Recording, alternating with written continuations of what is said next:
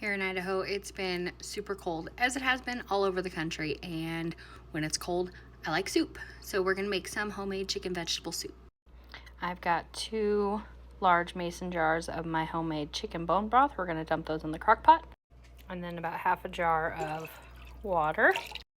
And then I'm gonna cut up this whole bag of carrots and whole thing of celery. I like mine with bigger chunks, so that's how big I'm cutting them. Same with the celery, kind of chunkier pieces.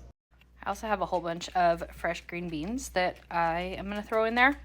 You add whatever veggies you want. This is what I have in the house, so this is what I'm putting. 2 whole, pretty large chicken boobies. All of that in the crock pot. Now, of course, we need to season it. Again, just what I'm wanting to put in this, so I'm gonna add some Italian seasoning.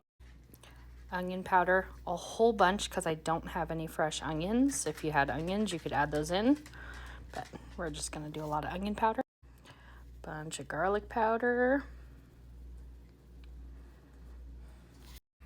Some black pepper.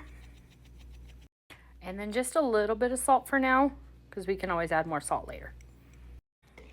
Give that a nice good mix. Now cover, and I'm gonna put it on high for the next 4 to 5 hours. You could do it on low all day. Either way, and then I'll be back once the chicken is done cooking. Soup's been on high for 5.5 hours. We're going to take out the chicken and cut it up. So here's the chicken. You can either cut it into pieces or you can shred it. I'm gonna cut it up instead of shredding it. So I'm cutting it into pieces about that size. All right, we added the chicken all back in. As you can see, nice hearty chicken vegetable soup. I'm not gonna add any pasta to this because I have such a large amount. Anyways, as I was saying before I was interrupted by my son's rude comments, who does not like soup, I am not adding any pasta to this because I just want a chicken vegetable soup.